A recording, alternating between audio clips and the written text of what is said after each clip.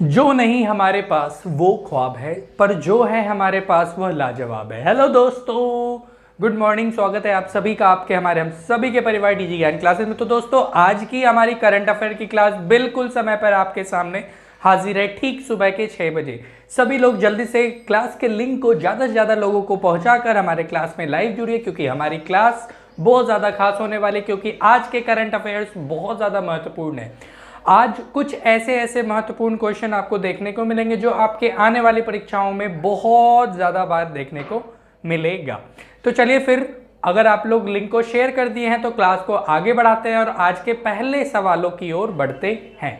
आज का पहला सवाल क्या है? तो दोस्तों, आज का पहला सवाल है, न्यूयॉर्क फेडरल रिजर्व बैंक के उपाध्यक्ष के रूप में किसे नियुक्त किया गया है?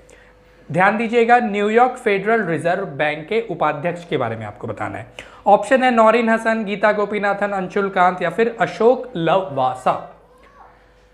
तो सोच समझकर जवाब दीजिएगा। Option A B C D आपके सामने है। इसका सही जवाब होगा गीता गोपीनाथन, जो कि है आपका option number B. Geeta Gopinathan के बारे में बहुत लोग जानते होंगे, क्योंकि ये एक चीफ इकोनॉमिस्ट हैं IMF, इंटरनेशनल मॉनेटरी फंड की। अब देखिए, इंटरनेशनल मॉनेटरी फंड का तो जिक्र हो गया, अब इसके बारे में भी जान लीजिए। इंटरनेशनल मॉनेटरी फंड के मैनेजिंग डायरेक्टर हैं क्रिस्टलिना जॉर्जिवा, और इसका हेडक्वार्टर आपको वाशिंगटन, अमेरिका में देखने को मिलेगा। इसकी स्थापना, IMF की स्थापना जुलाई 1945 को हुई थी। तो चलिए फिर आगे बढ़ते हैं आज का दूसरा प्रश्न की ओर। तो दोस्तों, आज का दूसरा सवाल है, हाल ही में किस राज्य के 3 राष्ट्रीय उद्यानों में नाइट सफारी की शुरुआत हुई है? तो आपको बताना है नाइट सफारी की शुरुआत कौन से राज्य में की गई है। ऑप्शन है मध्य प्रदेश, उत्तर प्रदेश, हिमाचल प्रदेश या फिर उत्तराखंड। सोच समझ के ध्यान से कमेंट करके जवाब दीजिएगा, और क्लास में सब लोग समय पर आया करें। लेट आने वाले स्टूडेंट हमें बिल्कुल पसंद नहीं है। तो कल से ठीक सुबह के 6 बजे आपको लाइव आ जाना है। तो दोस्तों, इसका सही जवाब होगा Madhya Pradesh. Option number A बिल्कुल सही जवाब है। अब मध्य प्रदेश के बारे में आपको लोग को जानना बहुत ज़रूरी है। मध्य प्रदेश के CM तो आप लोग जानते ही हैं, शिवराज सिंह चौहान है। देखिए, ये जो नाइट सफारी है, ये नाइट सफारी की शुरुआत कौन कौन से नेशनल पार्क में हो रही है? तो याद रखिएगा, Bandhavgarh national park, Kanha national park, Pench national park में ये नाइट सफारी उपलब्ध कराई जाएंगी। अब आगे बढ़ते हैं। आज का तीसरा सवाल, हाल ही में किस राज्य के 3 राष्ट्रीय उद्यानों में नाइट सफारी, लो ये तो दूसरा सवाल था, तीसरा सवाल लीजिए। तीसरा सवाल है, स्वर्ण जयंती नारा संबल योजना को किस राज्य की सरकार ने शुरू किया है? Option A Uttar Pradesh, option B Arunachal Pradesh, option C Andhra Pradesh या फिर option D Himachal Pradesh. Comment ध्यान से सोच समझ के कीजिएगा। तो दोस्तों, Himachal Pradesh, option number D बिल्कुल राइट आंसर है। हिमाचल प्रदेश इसका बिल्कुल सही जवाब होगा, और हिमाचल प्रदेश की राजधानी आप लोगों को पता है शिमला है, और यहाँ के चीफ मिनिस्टर जयराम ठाकुर जी हैं, जो कि बीजेपी पार्टी से बिलोंग करते हैं। यहाँ के गवर्नर हैं बंडारू दत्तात्रेय, और यहाँ के हिमाचल प्रदेश के मुख्य न्यायाधीश हैं लिंगप्पा नारायण।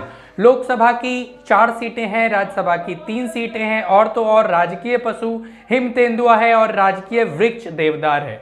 टोटल हिमाचल प्रदेश के 4 पड़ोसी हैं, पंजाब, हरियाणा, उत्तराखंड और उत्तर प्रदेश।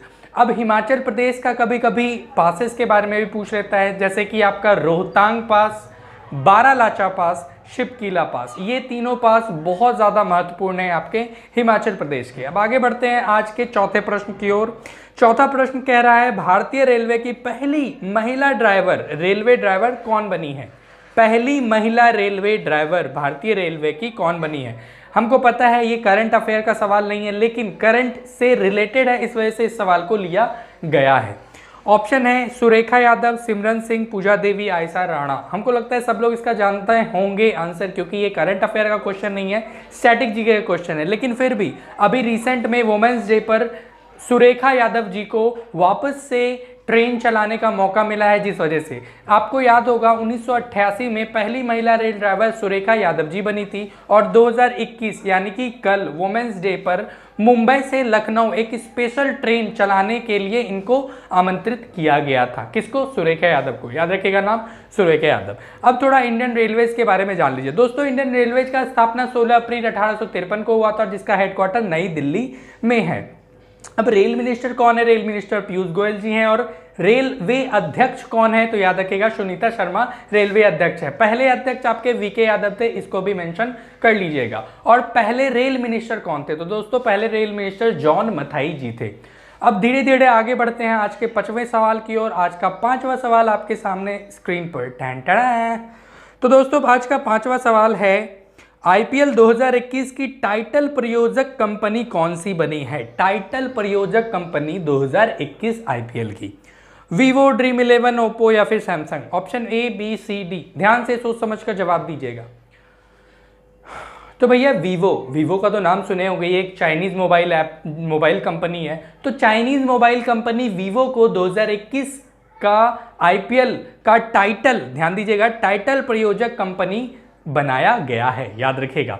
अब 2021 का ये आईपीएल कितने सीजन का था ये भी याद रखना बहुत जरूरी है। ये 14वां सीजन होगा आईपीएल का 2021 में। अब 2020 में जो आईपीएल हुआ था उसके प्रायोजक टाइटल कंपनी कौन था? भैया ड्रीम 11 था, याद रखिएगा, बहुत इंपॉर्टेंट क्वेश्चन है। और 2020 का आईपीएल यूएई दुबई में हुआ था, जो कि 13वां सीजन था। ठीक है, पहला आईपीएल कब हुआ है आप लोग को पता है? अगर पता है तो कमेंट सेक्शन में कमेंट कर दीजिएगा, पहली बार कौन से साल में आईपीएल मैच खेला गया था। अब पहला मैच जो 2021 का होगा वो भी जान लीजिए, चेन्नई में होगा 9 अप्रैल 2021 को। कब, किसके किसके बीच? तो मुंबई इंडियंस और आरसीबी के बीच। और फाइनल मैच 30 मई 2021 को अहमदाबाद में नरेंद्र मोदी, दुनिया के सबसे बड़े स्टेडियम नरेंद्र मोदी स्टेडियम में होने वाली है। अब आगे बढ़ते हैं आज के छठे क्वेश्चन की ओर। आपके सामने छठा क्वेश्चन स्क्रीन पर है। तो भैया छठा सवाल कह रहा है, हाल ही में भारत पहला ट्रांसजेंडर कम्युनिटी डेस्क कहां खुला है? पहला ट्रांसजेंडर कम्युनिटी डेस्क कौन से राज्य में खुला है?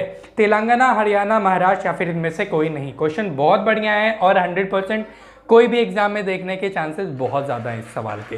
तो दोस्तों तेलंगाना वह राज्य है जहां पर पहला महिला ट्रांसजेंडर खुला है, याद रखिएगा। तेलंगाना के चीफ मिनिस्टर चंद्रशेखर राव जी हैं और गवर्नर तामिलसाई सौंदरराजन, बहुत इंपॉर्टेंट है। और राजधानी क्या है तेलंगाना की? तो भैया हैदराबाद है, बहुत इंपॉर्टेंट था।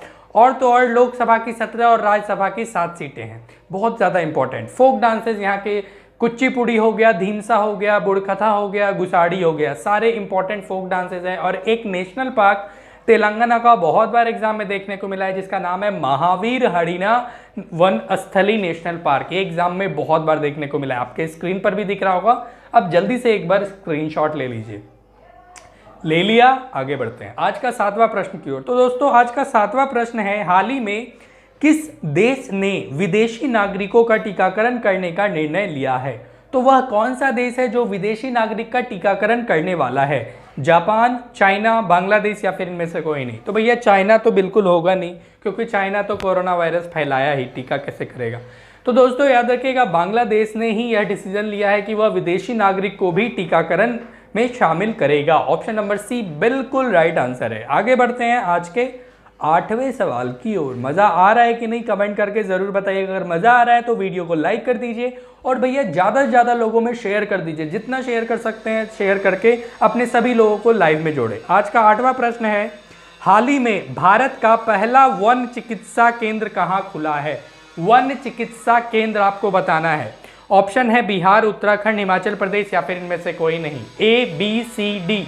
तो दोस्तों ऑप्शन नंबर बी, ध्यान दीजिएगा, उत्तराखंड इसका बिल्कुल राइट आंसर है। और उत्तराखंड में बहुत सारे करंट अफेयर है रिसेंट के, जैसे कि आपका कोरोना वायरस पोर्टल दृष्टि को लॉन्च किया गया था उत्तराखंड में। और तो और बेरोजगार युवा के लिए होप पोर्टल की शुरुआत भी की गई थी उत्तराखंड में। और उत्तराखंड ही वह पहला राज्य बना था जहां पर पहला लाइकेन पार्क उत्तराखंड में ही खोला गया था। अब उत्तराखंड के चीफ मिनिस्टर कौन है? तो दोस्तों उत्तराखंड के चीफ मिनिस्टर हैं त्रिवेंद्र रावत। और यहाँ के गवर्नर कौन है ये आप कमेंट करके बताइएगा, गवर्नर हम नहीं बताएंगे। चलिए फिर बता ही देते हैं, घर के लोग हैं। बेबी रानी मौर्य यहाँ के गवर्नर है। यहाँ का नेशनल पार्क क्या क्या है? तो भैया valley of flower national park बहुत ज़्यादा इंपॉर्टेंट है, Rajaji national park, Gangotri national park. यहाँ के फोक डांसेस बहुत बार देखने को मिले हैं, जैसे कि भूतिया हो गया, पांडव हो गया, मुखौटा हो गया, चोलिया हो गया, और तो और आपका, तो ये सारे इंपॉर्टेंट फोक डांसेस है। आगे बढ़ते हैं आज के 9वें क्वेश्चन की ओर। तो दोस्तों कितने सवाल आप लोग के सही हो रहे हैं कमेंट करके ज़रूर बताइएगा और अपना स्कोर मेंशन ज़रूर कीजिएगा। और समय पर आ जाया कीजिए, लेट से आने वाले स्टूडेंट बहुत गलत बात है, समय पर आइएगा। आज का नवा प्रश्न है, हाल ही में भारत का सबसे बड़ा किडनी डायलिसिस अस्पताल कहाँ खुला है? किडनी डायलिसिस अस्पताल सबसे बड़ा भारत का कहाँ खुला है? मुंबई, चेन्नई, दिल्ली या फिर इनमें से कोई नहीं? तो दोस्तों ऑप्शन नंबर सी बिल्कुल राइट आंसर होगा और बहुत आसान सा सवाल था, इसमें कोई गलती मत कीजिएगा। और ये सवाल 100% इंपॉर्टेंट है क्योंकि एग्जाम में देखने को मिलेंगे ही मिलेंगे। अब आज के अंतिम प्रश्न की ओर बढ़ते हैं। क्वेश्चन कैसा लगा कमेंट करके बताइए, क्लास कैसी लग रही है वो भी कमेंट करके बताइए। आज का 10वां प्रश्न है, हाल ही में भारत और किस देश के बीच मैत्री सेतु का उद्घाटन प्रधानमंत्री मोदी करेंगे? तो मोदी जी अभी तो जाने वाले हैं कहाँ? बांग्लादेश। अब सोच के बताइए कि मोदी जी ये मैत्री सेतु का उद्घाटन कहाँ से करेंगे?